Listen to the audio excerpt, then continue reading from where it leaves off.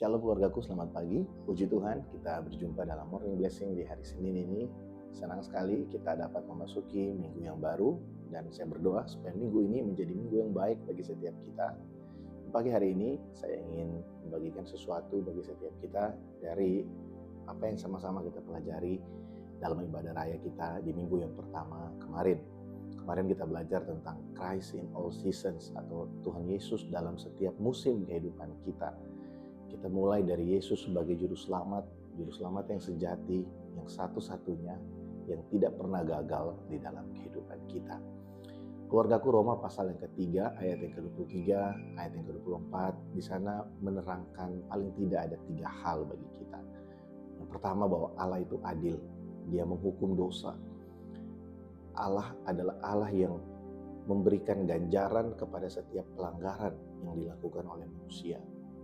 Nah, kita tahu bahwa di dalam Kristus semua penghukuman yang harusnya menjadi bagian kita sudah ditanggung oleh Yesus di kayu salib.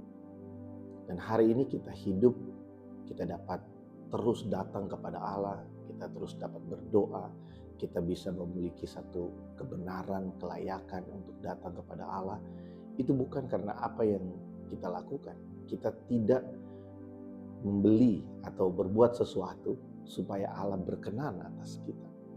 Perkenanan Allah atas kita datang dari pengakuan kita bahwa Kristus mati bagi kita, Kristus menebus dosa kita, sehingga waktu kita datang kepada Allah, Allah melihat kita. Waktu kita datang kepada Bapa, Bapa melihat kita seperti Bapa melihat Yesus.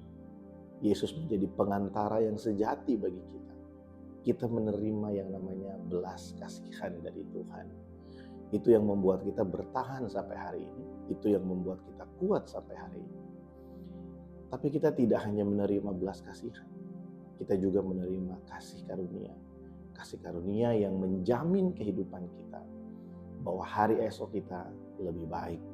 Bahwa akan ada hari-hari yang lebih baik daripada hari-hari yang sekarang kita lewati. Dan bahwa kita akan menerima hidup yang kekal bersama dengan Dia.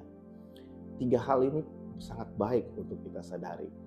Karena kalau kita tidak mengerti apa itu keadilan Allah, kita akan hidup di bawah rasa takut, dan mungkin kita akan sangat mudah terjatuh, termakan intimidasinya iblis. Sehingga ketika kita jatuh dalam dosa, kita berpikir bahwa Tuhan tidak berkenan lagi atas kita, Tuhan tidak mau lagi kita dekat dengan Dia. Dan di saat-saat seperti itu, iblis dapat berkata kepada kita, menyuntikkan di dalam pikiran, dalam hati kita bahwa kita ini tidak berharga, memang Tuhan tidak mengasihi kita. Padahal jelas di dalam Alkitab dikatakan, Yohanes pasal yang ketiga ayat yang ke-16, karena begitu besar kasih Allah bagi kita. Kasih Allah adalah fondasi, landasan yang paling kuat yang mengubah kehidupan manusia. Yang itu yang Allah yang berikan kepada kita. Kasih adalah fondasi yang paling kuat yang dapat menggerakkan kehidupan. Ada orang yang bisa digerakkan oleh hukuman, oleh peraturan, tapi itu tidak akan bertahan lama.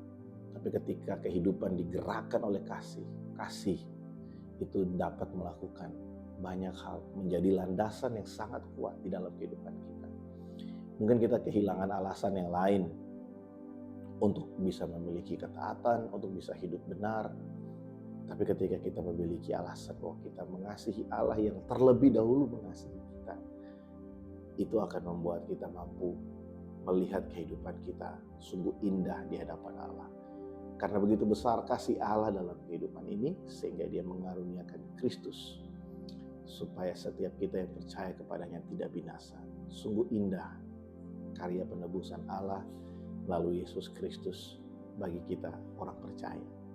Biarlah kita memahami 3 hal ini sepanjang minggu ini menjadi perenungan yang baik bagi kita. Bahwa saya dan saudara, setiap kita, keluargaku, HCC Family, kita adalah penerima. Kita adalah penerima belas kasihan Allah. Dan kita penerima kasih karunia Allah. Kita sudah mengalami keadilan Allah melalui Yesus Kristus di kayu salib. Mungkin saudara bertanya, lalu Pak, apakah Allah tidak menghukum semua kesalahan kita yang kita lakukan hari ini? Nah, kita harus bedakan begini. Konsekuensi atas dosa yang kita lakukan, ya, yang mengakibatkan kita harus menerima hukuman kekal, itu sudah ditanggung oleh Yesus di kayu salib. Tapi konsekuensi yang ada di dalam dunia ini, misalnya, ya, kalau kita tidak menjaga tubuh kita dengan baik, ya, kita sembrono dalam kehidupan, ya, kita tidak menjaga mulut, kita tidak pakai mulut kita dengan baik, kita akan menanggung akibatnya selama kita ada di dunia ini. Mungkin kita terlalu kita tidak pandai mengatur keuangan, ya, kita sombong. Jangan heran kalau ada orang-orang yang tidak suka dengan kita. Tapi hukuman yang membuat kita tidak bisa menikmati kehidupan kekal itu sudah ditanggung oleh Yesus. Selama kita ada di dunia ini, kita perlu untuk menjaga hidup dengan baik. Kita perlu untuk menjadi perwakilan kerajaan Allah yang baik. Kita perlu untuk hidup sesuai dengan firman Tuhan, supaya semua karakter-karakter dosa yang ada dalam hidup kita itu tidak mengakibatkan hal-hal yang buruk dalam perjalanan kehidupan kita, sampai Yesus datang menjemput kita untuk menikmati sorga bersama dengan Dia.